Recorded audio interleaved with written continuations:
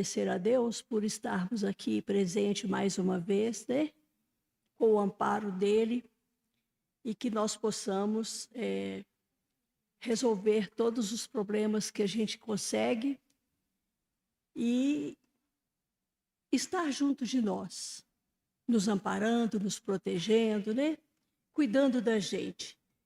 Eu achei uma mensagem, eu até pedi o Dinho para falar comigo o que era, para mim poder ver se eu achava alguma coisa, mas não achei nada de nada, achei essa aqui que eu estou trazendo. Multidões. Nossa felicidade e nossa libertação dependem apenas de nossos atos e ações.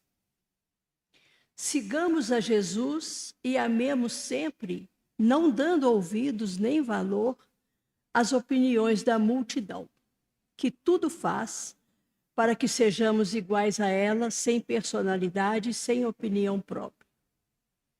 Amemos cada vez mais o nosso próximo, mas não nos iludamos com as multidões que são sempre interesseiras, incoerentes e egoístas. Enquanto a multidão prossegue gritando por Barrabás, Jesus continua a nos esperar na grande tarefa que só a nós compete realizar, a de nossa transformação moral. Eu achei que estava de acordo. Então, vamos pedir a Jesus que nos dê alento, que nos dê forças e que possa nos trazer uma boa reunião, aquilo que a gente precisa de ouvir com o nosso amigo Sidney. Então, Pai nosso que estais no céu, santificado seja o vosso nome, venha a nós o vosso reino, seja feita a vossa vontade, assim na terra como no céu. O pão nosso de cada dia nos dai hoje, perdoai as nossas ofensas, assim como nós perdoamos quem nos tem ofendido, e não nos deixe cair em tentação, livrando-nos de todo o mal. Amém. Que Jesus esteja conosco, abrindo os nossos ouvidos, a nossa mente, para recebermos os dizeres de hoje. Fiquemos com Deus. Dinho é o nosso palestrante de hoje, meu consultor, meu ídolo aqui. Então, estou muito feliz de estar participando dessa reunião de hoje. Que Deus te abençoe. Como que é? Consultor? Isso aí eu não sabia, não. Então, boa noite, gente. Tem muito tempo que eu não venho aqui à frente, né? Mais de um ano que eu não tenho oportunidade de vir aqui à frente falar para vocês.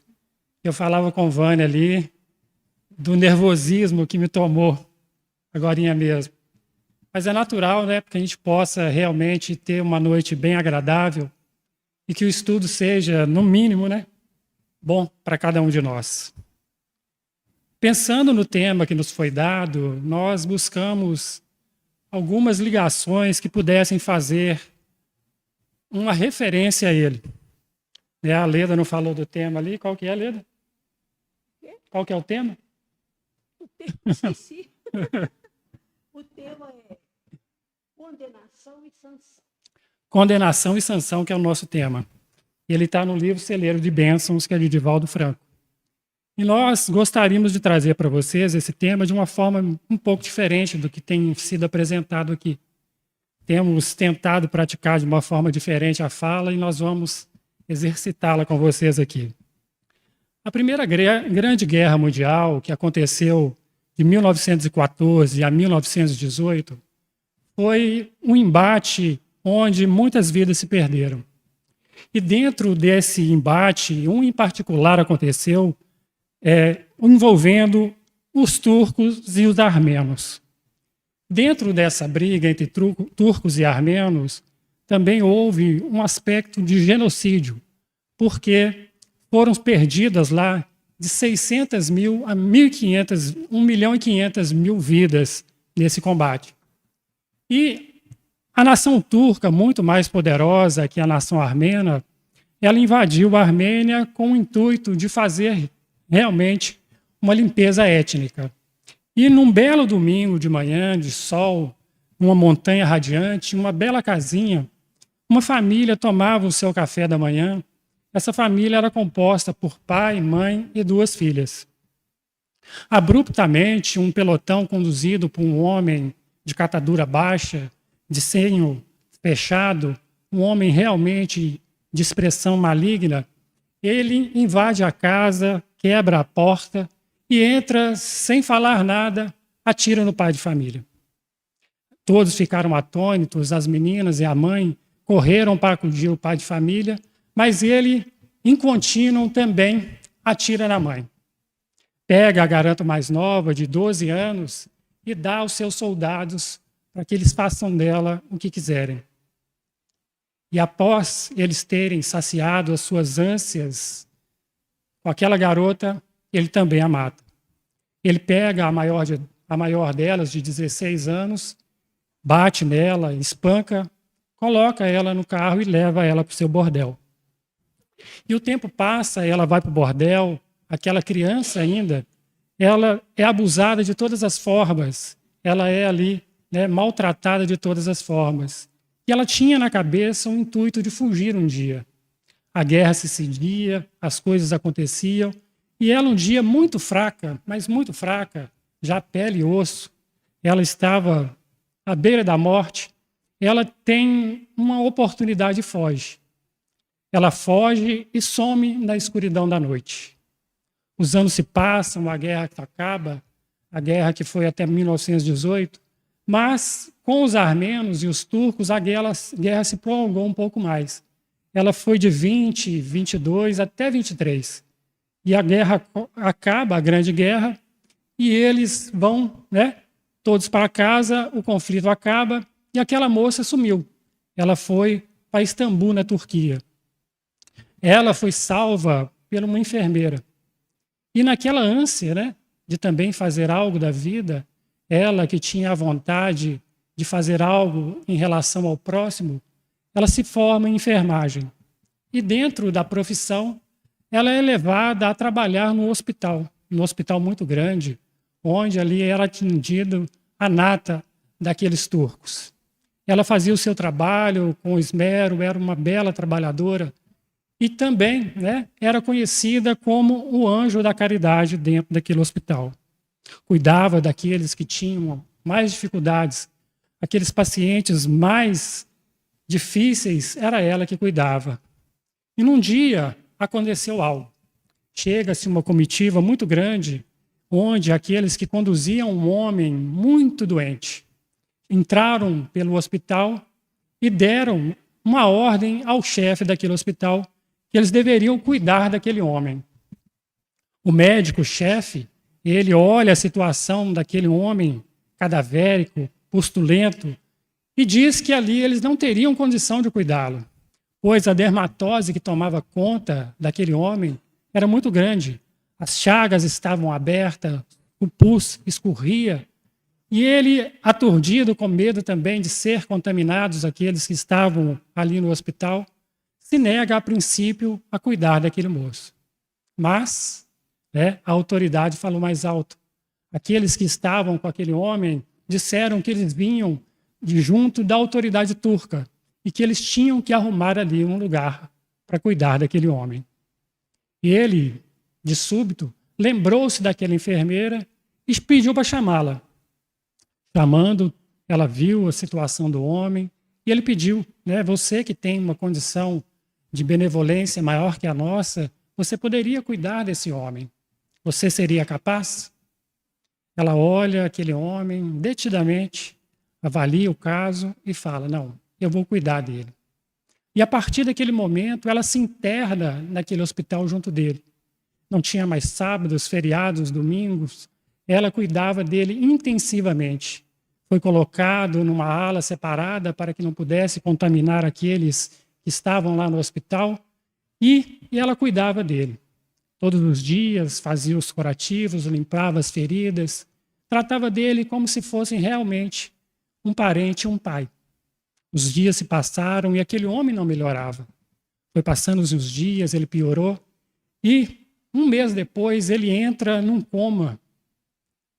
E ele não consegue sair dali. Os delírios vêm à tona, ele fala as coisas desconexas, e ela lá firme cuidando dele. Mas, naquelas situações em que se vê que, quando estamos à porta da morte, às vezes situações muito inusitadas acontecem, ele, depois de passar daquela febre, daquele coma, ele volta à lucidez e vê-se que ele melhora a olhos vistos. O tratamento segue, eles vão cuidando dele, ela vai dando a ele a medicação prescrita pelos médicos, cuida das feridas, dá para ele toda a atenção que ele necessita e vai ali, melhorando o quadro dele a cada dia. Ele vai melhorando, balbuciando palavras, já reconhece as pessoas, mas ela sempre muda. Tratava dele de uma forma como se ele fosse a pessoa mais importante do mundo para ela. Passa-se 6 meses e ele está plenamente recuperado. Ele levanta-se da cama, já dá os primeiros passos, anda pelo corredor, consegue fazer alguns exercícios, recupera a mobilidade. E dentro daquela visão, eles já percebem que ele pode receber alta. O médico, aquele responsável pela instituição, vai até ele e diz para ele que ele já está pronto para receber alta. E ele fica satisfeito, muito contente, e quer agradecer ao médico de todas as formas. Eu vou pedir ao governo turco que mande recursos, que dê a esse hospital todo o tratamento, todo o dinheiro que ele precisa para que ele possa melhorar as suas condições e tratar de todos esses que vêm aqui. O médico, que era uma alma muito boa, imbuído ali de um sentimento de responsabilidade, disse a ele: não, nós não somos os responsáveis pela sua recuperação. Quem foi responsável pela sua recuperação foi a nossa enfermeira, aquele anjo que trabalha cuidando dos casos mais difíceis. Ele pede que a chama, eles a chamam, ele apresenta ela, ele estende a mão para ela e ela fica imóvel. E na conversação que os dois travam, ele percebe que o seu turco não é bem um turco. Ela tem, assim, um arrastado armeno. E ele percebe que ela não é turca. E pergunta: mas você, com essa acentuação diferente dos turcos, você é turca? Ele: não, eu sou armena. Ah, você é armena? Sim. Eu estive na Armênia no ano de 1915, quando a Primeira Guerra explodiu, e eu era responsável por um pequeno pelotão que patrulhava os Alpes, e eu fazia lá o meu trabalho como um general do exército turco. Ela olha bem para ele e diz: eu lembro do senhor. Lembras de mim? Mas como? Nós nos conhecemos apenas aqui no hospital. Ela: não, eu lembro muito bem do senhor. Eu lembro como numa manhã de domingo, o senhor invade a nossa casa, assassina meu pai e a minha mãe, coloca a minha irmã como sendo uma carne para que os seus abutres pudessem comer, e me bate e me leva presa. Naquele momento, ele se espanta, olha para ela com os olhos arregalados e pergunta: mas você me reconheceu quando cheguei aqui? Sim, reconheci. Eu te reconheci. Mas por que não fez nada comigo? E ela responde: desde aquele dia, quando fugi, aquele recuado 1917, eu tinha 2 sonhos. E um deles eu já realizei, que era me tornar enfermeira, que era para fazer ao bem, igual aqueles que me acolheram e me trataram. E isso eu já tenho. E o meu outro sonho era um sonho bem diferente desse. Eu sonhava que um dia pudesse encontrar com o Senhor e tirar a sua vida com minhas próprias mãos. Ele olha arregalado e pergunta: mas por que você não fez? Ela, muito calma, tranquila, olha-no nos olhos e diz: eu não fiz porque um dia eu encontrei um homem que me fez mudar a vida. Ele era um homem diferente. Ele falava de amor, de perdão, de reconciliação. E ele me deu toda essa certeza que se eu fizesse o bem, eu não precisaria mais me vingar como eu queria. Esse homem é Jesus. Esse homem é o Cristo. Ele me deu uma vida diferente. Porque quando o Senhor entrou na minha casa, matou os meus familiares, você matou os corpos, mas fez comigo o que de pior pode fazer. Você matou o meu espírito. Você matou todas as minhas esperanças de vida. Mas passado esse tempo, fui conhecer Jesus e as coisas mudaram de uma forma muito grande em minha vida. E hoje eu estou aqui para te provar que quando nós conhecemos Jesus, nós temos uma oportunidade nova de vida. Nós temos uma oportunidade de mudança que, se bem aproveitada, será um ponto de transformação enorme na nossa caminhada. Ele, com a mão ali estendida para ela apenas olhou para ele e lhe deu as costas. Essa pequena introdução dessa história, ela traz um contraponto com a história do livro a qual nós fomos chamados a desenvolver para vocês hoje aqui. Ali fala de condenação e sanção. Nós percebemos que quando essa fala veio da boca de Jesus com a mulher adúltera, quando a multidão trouxe aquela mulher para ele, para que ele pudesse dar um veredito, nós percebemos ali uma armadilha muito grande dos fariseus, aqueles que queriam, de certa forma, enredar Jesus para que ele pudesse ser tido como um antagonista às coisas que estavam sendo feitas ali. Quando a mulher foi colocada no meio da praça para ser apedrejada, nós vemos ali uma oportunidade de Jesus dar uma lição muito grande. Por quê? Ele nem a condenou, nem a sancionou. Quando nós olhamos essa história, nós pensamos que ele a perdoou de forma alguma. Jesus, pura e simplesmente, pediu que ela não pecasse mais. Ele pediu para que ela mudasse o seu comportamento. Então nós percebemos ali a opção que era feita por aquela mulher, de mudar o seu comportamento diante das agruras da vida. A história é muito interessante porque ela traz algo atrás da história. Eu estava falando com a Stanley aqui outro dia, no culto da sexta, que a gente gosta da história atrás da história. E só nós vamos pegar o espírito Maria Dolores, que ele vai falar dessa história para nós num livro. Ele vai falar da história dessa mulher. Ele vai trazer as minúcias do que aconteceu com esse casal para que ela chegasse àquele ponto de se adulterar. Ela nos traz que ela era uma mulher bem casada até, uma mulher que cuidava do seu lar, tinha suas obrigações, mas o seu marido, com o passar do tempo, o desinteresse, com ali as dificuldades da vida, ele foi perdendo a vontade de estar com ela. Ele foi perdendo, foi a abandonando, foi a deixando de lado, e ela percebeu que aquele comportamento fazia muito mal para ela. Ela sentia necessidade do afeto, do carinho, das pessoas que estavam junto dela. E ele foi abandonando aquela mulher. E quando chega em determinado momento, ele fazia muitas viagens, e quando retornou de uma dessas viagens, ele trouxe um amigo para dentro de casa. Ele trouxe um amigo que pousou ali, que ficou lá um tempo, e foi embora. Mas quando ele viajou de novo, esse amigo foi fazer uma visita. Falou para ela tudo aquilo que ela tinha as ânsias de escutar, porque nós somos assim. Nós, os seres humanos, temos a necessidade do carinho, da atenção das pessoas que estão junto de nós. Então, aquele amigo foi enredando dentro daquilo que ela queria ouvir, porque aqueles que querem conquistar são assim.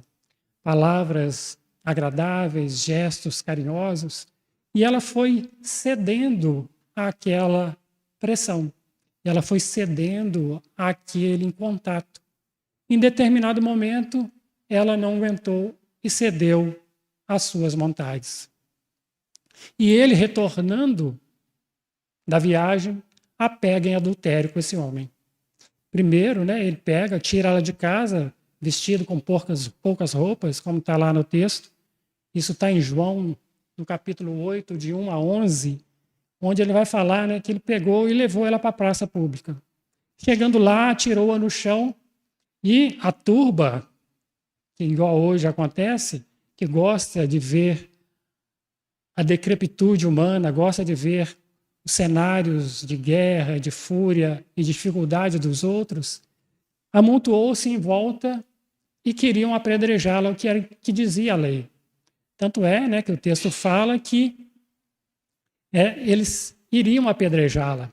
E Jesus chegando, eles perguntam: mestre, essa mulher foi pega em adultério.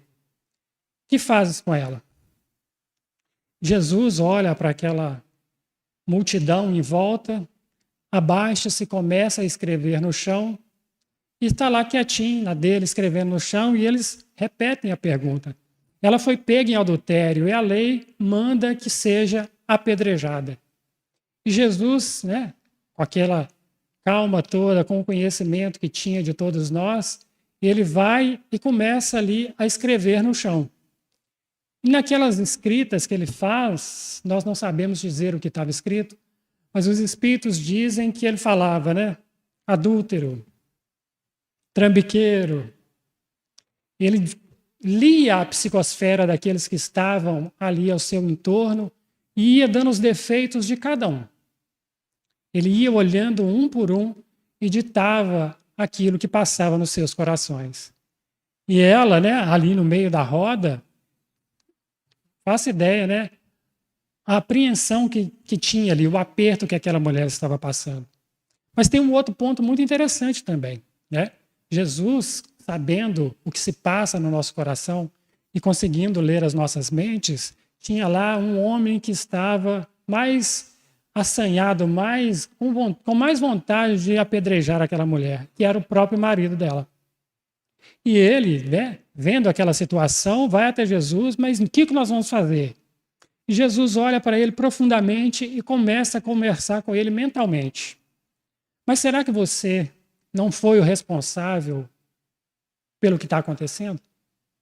Será que você não tem culpa nisso que está acontecendo aqui? A sua indiferença? Será que quando alguém cai, aquelas mãos que empurram também não têm responsabilidades? E ele começa ali naquele colóquio mental com aquele homem e ele vai esfriando aquele ânimo de fazer o que queria.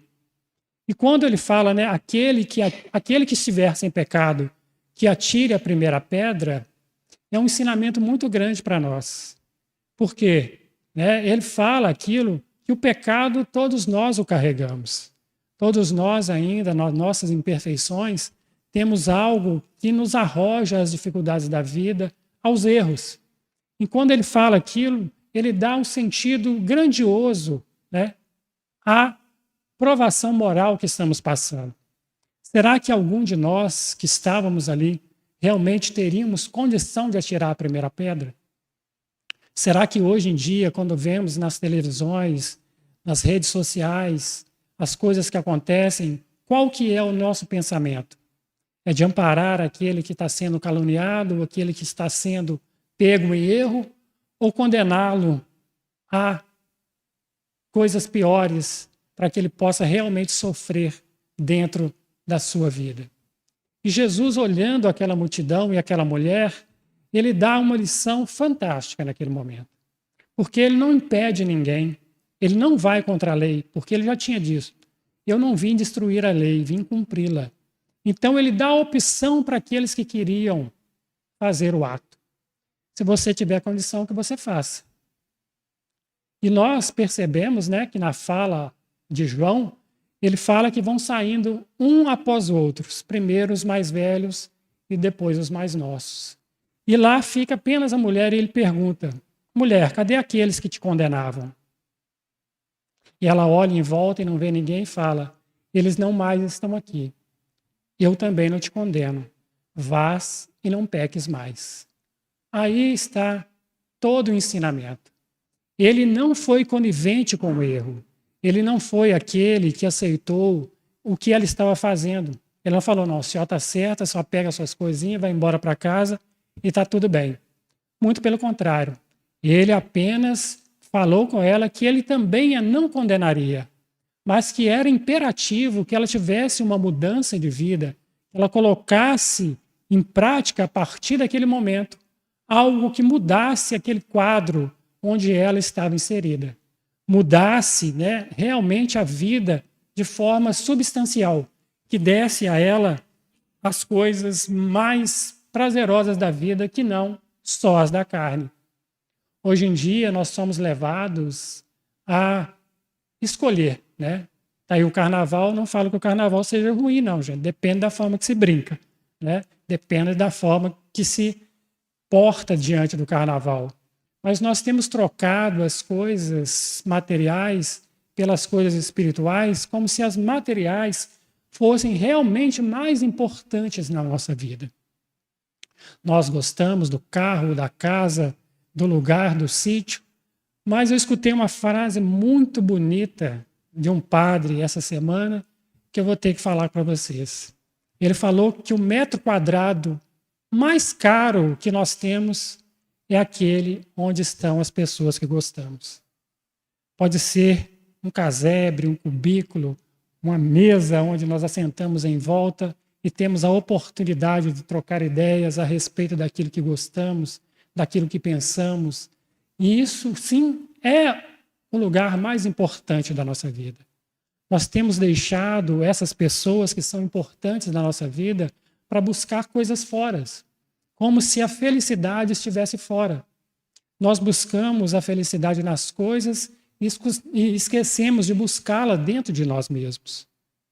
E isso faz nos pensar, realmente, eu sou feliz ou eu estou feliz agora? Ser e estar é muito diferente. Ser é um momento contínuo na nossa vida, é uma constante. E estar feliz são momentos. O que faz com que nossos momentos sejam felizes? As coisas boas? Mas será que a gente não pode ser feliz diante das coisas ruins? Será que nós não podemos tirar algo de bom diante daquilo que nos acontece? Será que as lições que nos são trazidas não têm para nós um valor de alto gabarito para que a gente possa realmente mensurar aquilo que faz da nossa vida mais ou menos infeliz? Que faça de nós felizes realmente?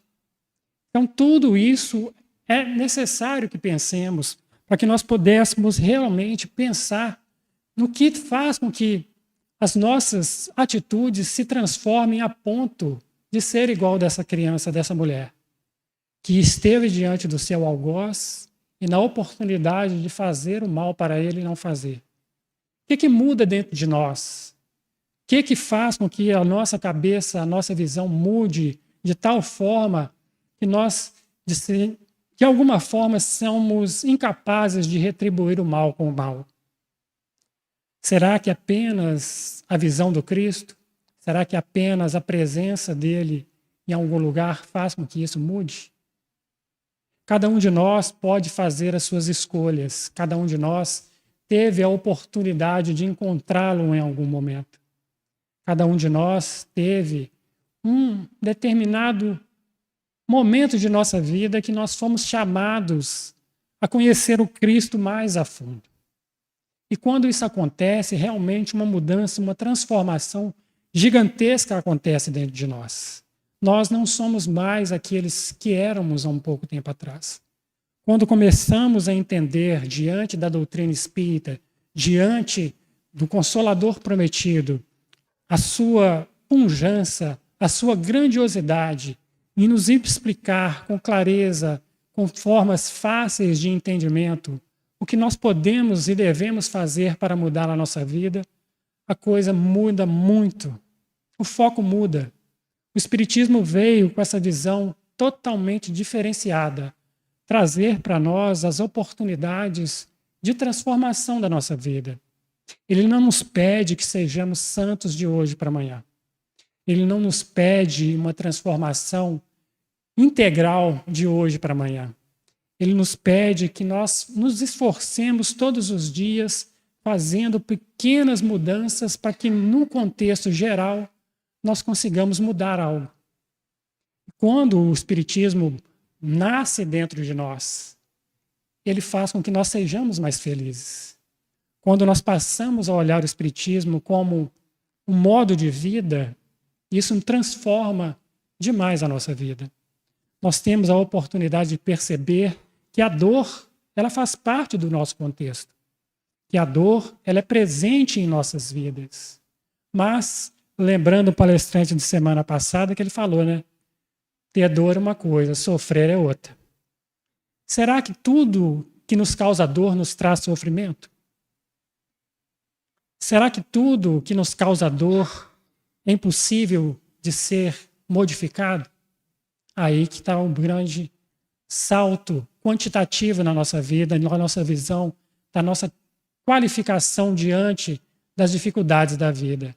Se nós pegarmos o Evangelho segundo o Espiritismo, no capítulo 9, ele vai falar no item 7 que a dor é um bálsamo que Deus dá aos seus eleitos. Olhando dessa forma, já viu o rosto da Mércia ali, que ela já torceu assim, pensou, mas que dor é essa que faz uma diferença, que é um bálsamo, que é algo que vai fazer bem na minha vida? Porque se nós pegarmos a questão 132 do Livro dos Espíritos, ela vai trazer, né, os objetivos da encarnação. E quando ele pergunta lá, qual o objetivo da encarnação? Os Espíritos respondem, a vida lhe foi dada como uma expiação. A vida lhes foi dada como uma expiação. Mas, para uns é expiação, realmente, e para outros é provação. Nós percebemos que estamos aqui em cursos na carne para que nós possamos aprender. E na continuação da resposta, ele vai falar que é passando pelas dificuldades da vida que nós vamos atingir a perfeição. Perfeição relativa, que perfeito só Deus o é. Mas as dores fazem parte do nosso contexto de vida. As dificuldades nos chegam para que nós possamos realmente dar a elas a importância que elas têm. É um chamamento a alguma mudança dentro do nosso comportamento. É um chamamento para que nós possamos realmente modificar algo que está em desacordo com a lei de Deus. Quando se pergunta, lá no Livro dos Espíritos, na questão 621, onde está inscrita a lei de Deus, que os Espíritos vão responder que está escrita na nossa consciência, aí que nós vamos voltar lá naquela história da mulher adúltera e vamos perceber que todos aqueles que estavam lá querendo atirar a pedra, quando Jesus inquiriu mentalmente cada um deles, eles usaram da consciência para fazer o julgamento. Sabiam que eles também eram pecadores. E sendo pecadores, eles não poderiam cometer aquele ato. Porque quando nós cometemos um ato sabendo que estamos errados, nós estamos errando duas vezes. Então é necessário que nós tenhamos essa visão de que os nossos erros, as nossas dores, as nossas dificuldades são alertas para que nós possamos mudar algo em nossa vida. Que nós tenhamos a condição de perceber e tentar mudar. Nem tudo nós vamos conseguir mudar numa encarnação. Porque viemos de vidas pregressas, de encarnações pregressas, onde nós temos a oportunidade de ressarcir a lei de Deus nesses aspectos em qual nós estamos incluídos.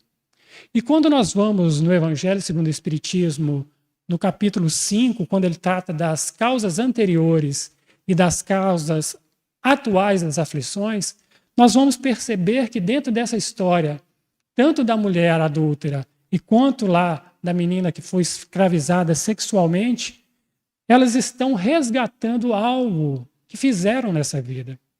Deus não nos puniria de forma alguma de coisas que nós não estivéssemos dentro da lei de causa e efeito. A lei de causa e efeito, ela é bem simples quando bem aplicada, quando bem entendida por nós. Muitas vezes nós sofremos algo agora e ficamos pensando, mas eu não fiz nada. Eu não fiz nada para sofrer isso. Por que eu estou sofrendo isso? Por que isso acontece comigo? Aí vem o Espiritismo nos trazer essa visão, né, das causas anteriores das aflições. Que, se está acontecendo, e se Deus permite, é para que a gente possa realmente saldar aquela dívida. Para que nós possamos realmente ver a necessidade da mudança de algo em nossa vida. Nós não estamos aqui para ser punidos pura e simplesmente. Deus não é aquele ser que fica sentado e apontando o dedo para um e para outro e falando, não, agora é a vez de fulano de sofrer. Então nós vamos mandar uma dor para ele, para que ele possa se expungir dessa dificuldade. São as dificuldades do dia a dia que nós vamos buscando pessoas com a mesma vibração, com o mesmo conteúdo espiritual que nós temos, para que faça-se essa junção e nós tenhamos a oportunidade de rever esses comportamentos, de rever esse erro. Então é importante que nós tenhamos em mente que, se nós fizermos o nosso melhor, se nós buscarmos fazer o nosso melhor, nós vamos ter sempre condições melhores na vida futura. Os Espíritos nos falam que nem tudo que nós fazemos hoje em dia, como resgate, como expiação e como prova, são coisas do passado. Nós percebemos que muitas vezes contraímos débitos nessa vida mesmo. O nosso comportamento nos leva a ter débitos atuais. Os Espíritos falam que eles são até maiores que os débitos anteriores. Que Deus nos dá uma pequena porção desses débitos passados para que nós tenhamos a condição de resgatá-los. Mas na nossa dificuldade dia a dia, nós fazemos mais buscando mais dificuldades e chega num momento em que se acumula tanto, aí que vem a tal da doença, né? Nós percebemos que a doença também tem o seu ponto, como que eu vou dizer? Fica até estranho falar, né? Um ponto positivo na doença. Nós olhamos a doença como se fosse um castigo de Deus. Mas Ele está nos dando a oportunidade de resgatar o mais rápido possível aquilo que fizemos agora mesmo. Então nós temos que ter essa visão que quando, né, Jesus olha para aquela mulher e dá para ela o veredito, né, que ela pudesse mudar a sua vida, ele tinha em mente que ela realmente seguiria um caminho diferente. E é assim que ele faz conosco.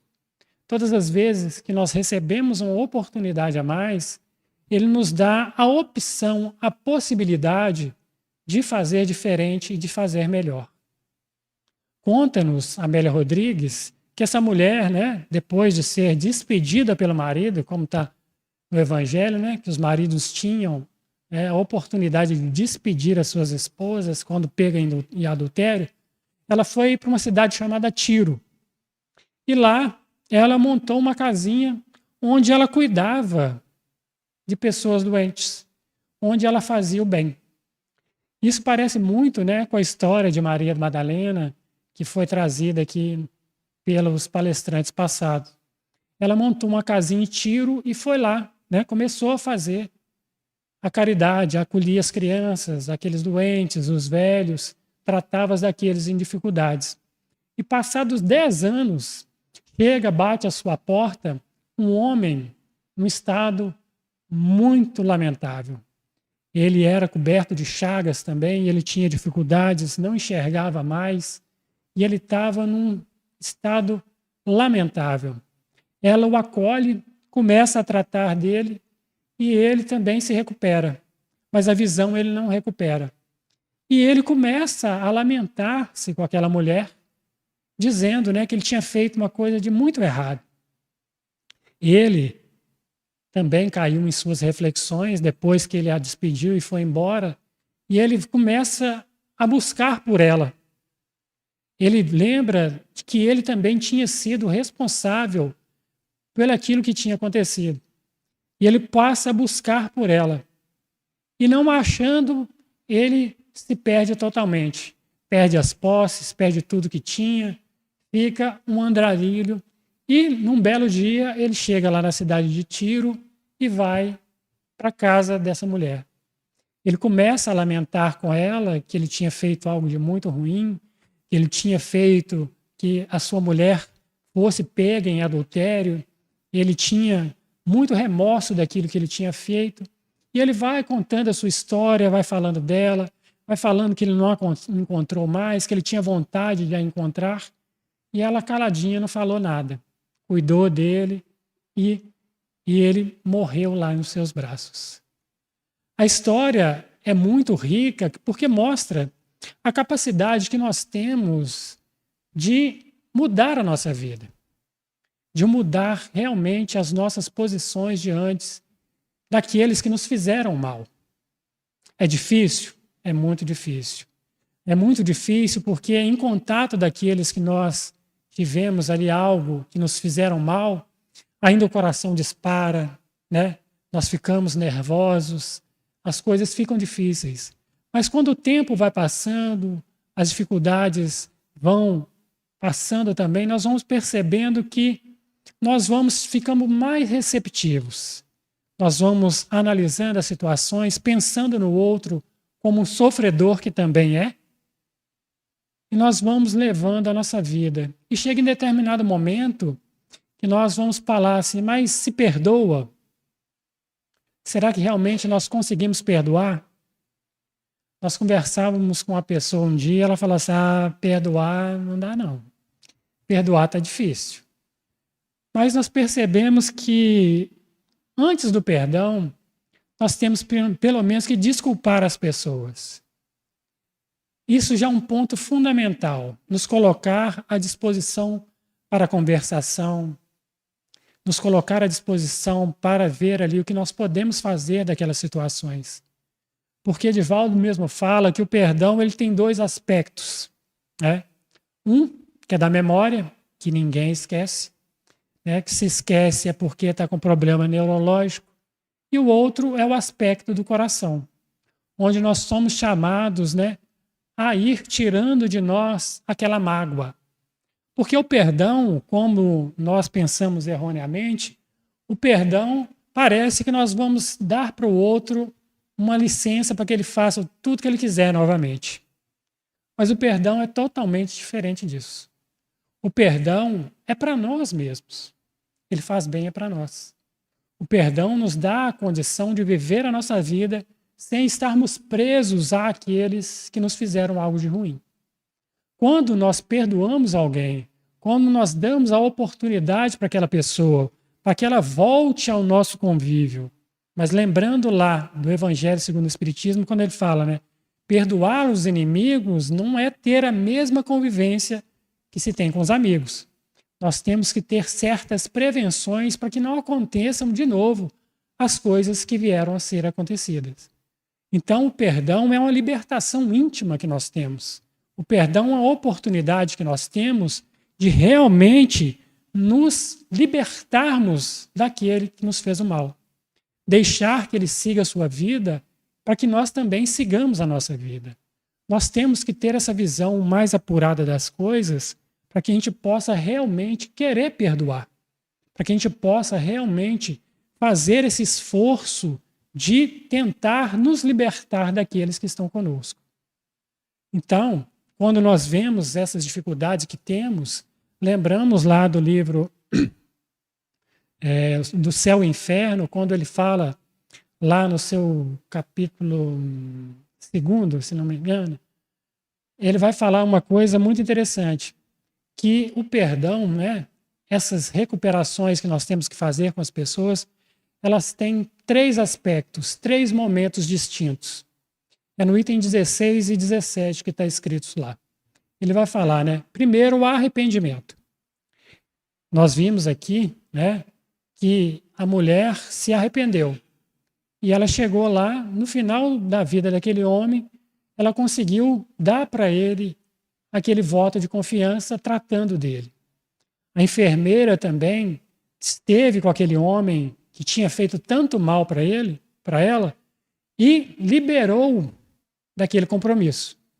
Vão falar que ela tinha perdoado, que ela não quis dar a mão para ele, não. Não sei se vocês lembram, né? Ela ainda tinha umas reservas com ele. Mas só dela não ter feito o mal com ele, já foi algo grandioso. Então ele fala que o arrependimento, ele é o primeiro passo para que nós possamos mudar uma situação negativa na nossa vida. O arrependimento é o primeiro passo. E ele vai colocar como segundo passo a expiação daquela falta. O sofrimento realmente na carne daquilo que fizemos. E quando nós pegamos essas duas histórias, fazendo uma junção, nós vamos perceber que todas as duas fizeram ali o seu ato expiativo daquelas dificuldades que passaram. Uma tratando do seu algoz, daquele que havia escravizado, e a outra tratando daquele que a tinha desprezado, né? Os dois ali espiando na carne as suas dificuldades. E o terceiro ponto é a recuperação de todas as faltas que nós fizemos. É a reconciliação. Nós precisamos, de um determinado momento, fazer essa reconciliação e também refazer aqueles laços que nós havíamos quebrado de alguma forma. Então nós precisamos estar atentos que quanto mais rápido nós usarmos desses 3 quesitos na nossa vida, nós não vamos ficar presos às dificuldades momentâneas das coisas. Quanto mais rápido nós formos capazes de deixar que o outro vá, sem esse aspecto de posse que nós temos hoje em dia, sem esse aspecto que o outro é minha posse, é meu filho, é minha mulher, meu marido, tudo é meu. Nós não temos nada, muito menos até a nós mesmos. Chega em determinado momento que nós pensamos que nós mesmos já não somos mais nossos. Nós temos essa visão, porque quando a doença chega, quando as dificuldades chegam, nós, às vezes, estamos quase que sozinhos. Aqueles que estão à nossa volta são muito poucos aqueles que ficam. Mas aqueles que ficam são realmente aqueles que fazem valer a pena na nossa vida. Então, nós temos que ter essa visão que, quando nós valorizamos aqueles que estão conosco, nós também somos valorizados. Quando nós damos importância àqueles que estão conosco, no lar, no trabalho, na casa espírita, onde quer que nós estejamos, nós estamos nos valorizando. Nós estamos nos dando a oportunidade para que o outro também nos veja da forma que nós somos. Que aqui nós não temos máscaras, né? As pessoas na convivência é que vão percebendo realmente quem eu sou. Se fôssemos pessoas que estivéssemos uma vez por mês só ligados, não. Mas muitos de nós estamos aqui e temos a oportunidade de conviver quase que todo dia na semana. Então, uns sabem as nossas dores, as nossas dificuldades, fazemos aí um atendimento fraterno uns com os outros, temos a oportunidade de colocar para fora as nossas dores, as nossas dificuldades. E isso é muito importante, porque nós vamos percebendo que as coisas materiais vão ficando para trás quando nós valorizamos realmente as pessoas. Isso me faz lembrar, né, o Pequeno Príncipe, quando ele fala, né, que o essencial à vida é invisível aos olhos. E nós percebemos isso quando Jesus também fala: onde estará o seu coração, lá estará o seu tesouro. Onde nós temos colocado esse essencial à nossa vida? Onde está o nosso tesouro? Quais são os nossos tesouros? Quais são as nossas opções de escolha para que nós possamos realmente colocar nas pessoas o nosso tesouro? Uma crença, igual nós nos reunimos aqui pelo Espiritismo, e eu percebo que aqui é uma nova família para mim. Muitos de nós que estamos aqui todos os dias, praticamente, formamos um grupo familiar muito grande, né? E lemos aqui sexta-feira passada, né, a família espiritual e a família corporal. E essa nossa família espiritual, ela nos dá um aconchego muito maior, às vezes, que a nossa família material, a família de sangue. Porque, como diz lá a passagem, porque nós estamos com os mesmos ideais. E o ideal fala muito forte em nós ainda. O ideal de fazer o bem, de querer o bem das pessoas, de fazer o nosso melhor para as pessoas e por nós mesmos. E isso é fantástico. Quando nós nos juntamos, nos unimos às pessoas que querem as mesmas coisas voltadas ao bem, nós percebemos quanto isso nos faz crescer e quanto nós somos importantes dentro desse contexto. Não tem ninguém melhor ou pior aqui. Cada um contribui com aquilo que é possível de momento a sua contribuição. Por isso que cada um faz a sua tarefa, cada um tem ali aquilo que gosta de fazer e faz o melhor. Mas nada nos impede de tentar coisas novas, de buscar coisas novas, de aceitar encargos novos, né? Ir assim para um conselho. Então, é importante que nos coloquemos à disposição da causa que é do Cristo, para que nós possamos realmente fazer parte desse movimento transformador que é a doutrina espírita em face da humanidade. Sabemos nós aqui, né, que o espiritismo é uma doutrina muito nova, 167 anos. E isso nos traz uma satisfação, uma alegria muito grande de ver o quanto o que ela tem transformado de vidas. Não só as nossas vidas, porque também comentávamos um dia aqui que se colocássemos dentro da nossa roda, no dia que estávamos aqui, um espírita dentro da casa, o outro é espírita dentro da sua casa, o outro é espírita dentro do seu lar também. Somos poucos, numericamente falando, mas somos capazes de fazer muito. Porque onde estamos inseridos, onde formos colocados, nós temos a condição de mostrar pelo exemplo. Não que sejamos pessoas melhores que os outros, mas a nossa visão é diferenciada.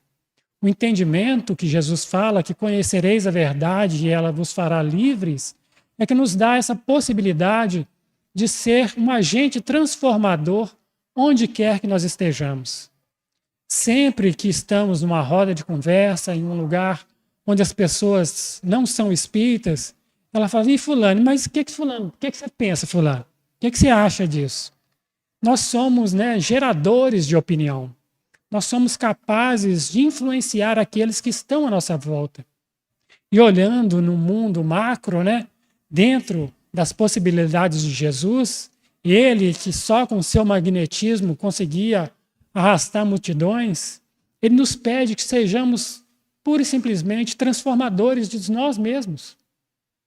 Quando nos transformamos, como nos damos a oportunidade de uma mudança realmente substancial dentro de nós, somos notados por aqueles que estão à nossa volta. E lembrando também, né, o apóstolo Tiago, se não me engano, que ele fala, né, que nós temos as possibilidades realmente de sermos melhores. Nós temos aí o Evangelho de Jesus que é presente na nossa vida para fazer um estudo, para conversar com a pessoa, um atendimento fraterno, para estar, né, no trânsito, para estar no nosso dia a dia, nós somos capazes de mostrar que somos melhores. E lembrando Francisco de Assis, né, quando ele fala, né, pregue o Evangelho, mas se for necessário, fale. A fala é a última opção que nós temos para mostrar realmente que entendemos um pouco do que o Cristo tem feito pelo mundo e por nós nessa vida. Então nós temos que ter a visão que o Cristo é para nós aquela figura máxima, o exemplo máximo que nós temos de transformação, de dedicação, de amor, de carinho, para que nós possamos também olhar para as pessoas e querer fazer por elas um pouquinho que seja. É dar um sorriso, é dar um abraço, é pegar numa mão, é perguntar como está, como você passou esse dia, o que foi feito de você, por que você sumiu. Isso nós podemos fazer. E isso realmente transforma a vida das pessoas que estão à nossa volta. Porque todos nós queremos ser importantes. E eu lembro que lá no velório de meu pai, né, pediu para que eu falasse algumas palavras e veio na minha cabeça uma coisa muito, muito certa. Só se é esquecido quando morre aquele que não foi importante na vida de alguém. Hoje nós nos preocupamos em ser celebridades. Hoje nós nos preocupamos em ser conhecidos, em ser aqueles que estão na mídia. Mas será que realmente nós somos importantes na vida de alguém? Será que nós estamos fazendo algo que aquela pessoa que convive conosco sente a nossa falta quando nós não aparecemos? Que se preocupa conosco se nós passamos um pouquinho do horário? Será que isso tem acontecido? Eu lembro que, trabalhando, né, um menino que vai comigo no meu lado, eu perguntei para ele assim: você quer ser famoso ou você quer ser importante? Né, um menino de 10 anos, né? Eu quero ser famoso, quer ser famoso. Mas eu falei assim: sua mãe é famosa? Não, minha mãe não é famosa, não. Quem que é mais importante para você? A sua mãe que não é famosa ou ele tem aí como um ídolo, não sei o que, do grau? Fala, minha mãe é mais importante para mim. Eu falei, então, pois é, meu filho. A importância é que faz a diferença. O ser conhecido é relativo. O ser importante na vida de alguém é que transforma. A sua mãe que está com você ali de uma forma anônima, que te dá as oportunidades de crescimento nessa vida, que te deu a vida, ela é a pessoa mais importante para você. Seja importante na vida dela também. Porque às vezes nós olhamos o outro e nos damos importância e muito menos nos importamos com ele. Né? Então tem que ser uma troca. E hoje eu sei o quanto é difícil, falando em filhos, né? Que eu tenho um de 19 e outro de 21, o quanto é difícil colocar isso na cabeça deles. Porque eles sabem de tudo, eles conhecem tudo. A internet é o pai e mãe deles, né? Tudo que eles precisam, eles pesquisam ali. Tudo que eles querem, eles pesquisam ali. Esquece, né, que o pai e a mãe, dentro da convivência, dentro da vivência, que já passaram por fases mais difíceis, tem sempre algo a colocar de importante para nós. E eu, né, vou lembrar do meu pai sempre das conversas que tínhamos, né? Daquelas conversas ali, quase que escondidas, né? Nós sentávamos, saímos assim, sentávamos. Quanto ensinamento essas pessoas têm para nos dar? O quanto que ela deixou marcado na minha vida, o quanto que ela fez com que eu crescesse nessa vida. Então vamos valorizar as pessoas, vamos valorizar aqueles que estão junto de nós. Pai, mãe, filho, irmão, amigo, tio, sobrinho, não importa quem seja. Nós precisamos valorizar as pessoas, olhar para elas como se realmente estivéssemos olhando ali para um irmão, daquele irmão mesmo que a gente faz questão de estar junto. Então, possibilidades de estarmos juntos, nessa ânsia que temos, né, de encontrar alguém que faz realmente diferença em nossa vida, nós vamos lembrar aqui de Jesus, do grande amigo que sempre esteve e estará conosco, mas que muitas vezes ele se disfarça dali, daqui, do mendigo, de um pedinte, de alguém. E quando ele faz assim, nós ficamos na dúvida se realmente ele é. Então, né, Rabindranath Tagore, ele traz uma poesia que fala do divino amigo. Ele fala assim: de cânhamo teci sua coberta, de canas de bambu construí tua cama, de palha trancei tua esteira e de massa ázima fiz o teu pão. De uvas verdes fragmentei o seu vinho e de barro confeccionei tua tigela. Fragmentei o sândalo para perfumar a casa e depois dormi. Sonhei sonhos de luz e ao acordar o perfume do sândalo invadia a casa por inteiro. E ao abrir a porta, a luz do sol a princípio entrou tímida, para logo depois ir dissipando as sombras e deixando a luz. E quando abri a porta, o vento entrou pela porta, suavizando a canícula que me abrasava. E quando abri a porta, a música alegre do mercado assaltou meus ouvidos, levando a tristeza e deixando a alegria. E quando abri a porta, esperava encontrar o meu ilustre visitante. Mas à soleira da porta havia um pobre mendigo da casta dos intocáveis, a me olhar com um olhar de súplica.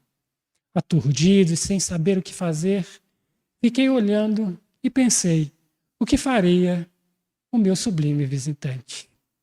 Abaixei-o, tomei-o no colo e levei-o ao interior. Alimentei-o com o pão e o vinho, lavei-o, vesti-o e ansiei fazer algo mais. Ansiei abraçar aquele pobre lazarento e assim o fiz. E quando eu o abracei, uma mudança de súbito aconteceu. Os seus olhos brilharam, a sua face antipálida e esquálida transformou-se numa face alva de beleza infinita. As suas mãos antes calejadas transformaram-se em 2 cristais de beleza ímpar. A sua túnica rota e maltrapilha transformou-se numa túnica de alvura incomparável. Fiquei diante de alguém que me olhava com um olhar indagador. Só poderia ser o meu ilustre visitante. Ele não me falou nenhuma palavra. Olhou-me nos olhos, abaixei-me diante dele, ele me tocou a face e desapareceu. A partir daquele momento, nunca mais deixei de atender um desses deserdados da vida que batem a mim na porta. E todas as vezes que afim o faço, lembro-me do sorriso e do olhar doce do meu humilde visitante. Jesus, o humilde visitante de nossas vidas, possa fazer morada em nossos corações e que nós tenhamos sempre a oportunidade de estarmos juntos e seguir juntos nessa caminhada. Muito obrigado. Muito bem. Foi uma bela palestra, né? Um belo transpor coisas boas para cada um de nós.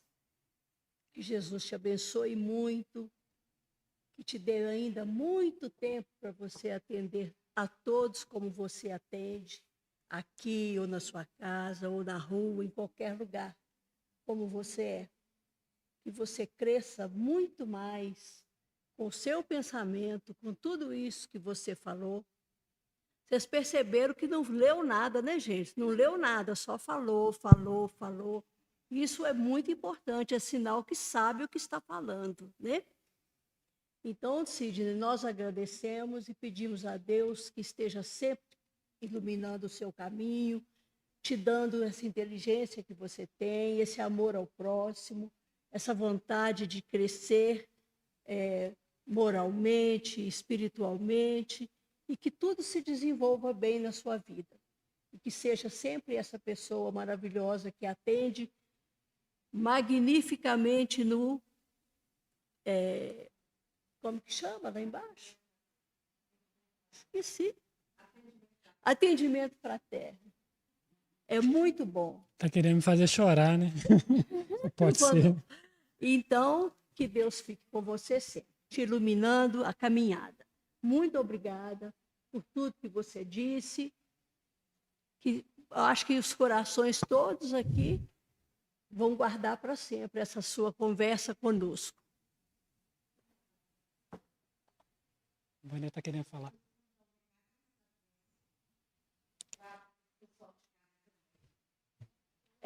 Sim. Então, aproveitando, antes de dar o nosso final aqui, nós vamos fazer a prece de despedida e depois para desligar, né, com o pessoal de casa. Nós agradecemos a presença de todos em casa, né, e os daqui também. Pode falar.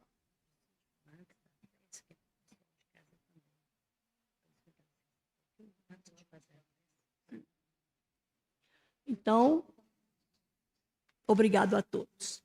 Vânia vai falar para vocês. Boa noite a todos.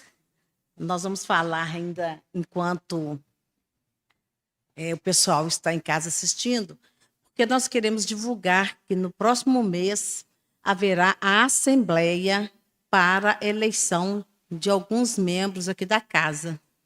Então, nessa assembleia, nós teremos 4 vagas para o Conselho de Representantes dos Associados Efetivos. A casa tem mais ou menos uns 60 associados efetivos.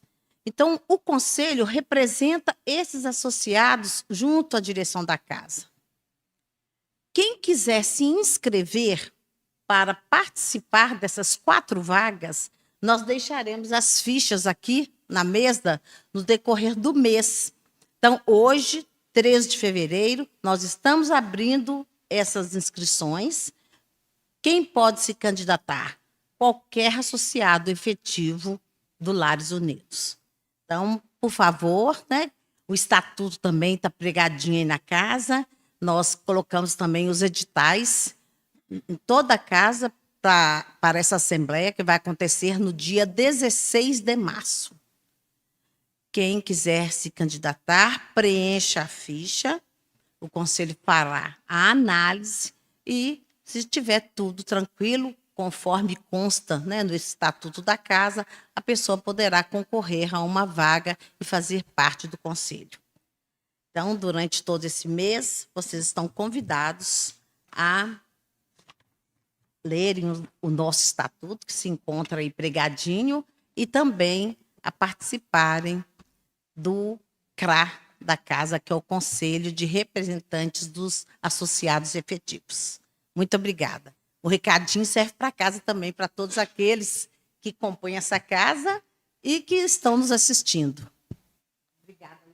Então, eu não preciso falar nada daqui, você já falou. Uhum. Que bom. Então, vamos fazer a nossa prece, agradecendo a Jesus a oportunidade que tivemos hoje de receber grandes ensinamentos, né, para a nossa transformação. Que Ele esteja presente na vida de cada um de nós, nos oferecendo como fazer essa transformação, somente com a sua ajuda, com Ele do nosso lado, nos ajudando a perdoar, a receber o irmão necessitado e tudo mais. Vamos agradecer, Jesus, que nós possamos estar sempre no caminho do bem, que possamos estar lembrando sempre dessa palestra de hoje, das histórias que ele contou, nos dando esses exemplos. Portanto, Senhor, fique conosco, hoje, agora e sempre, nos amparando, nos protegendo, nos iluminando. Que assim seja. Agora eu vou fazer a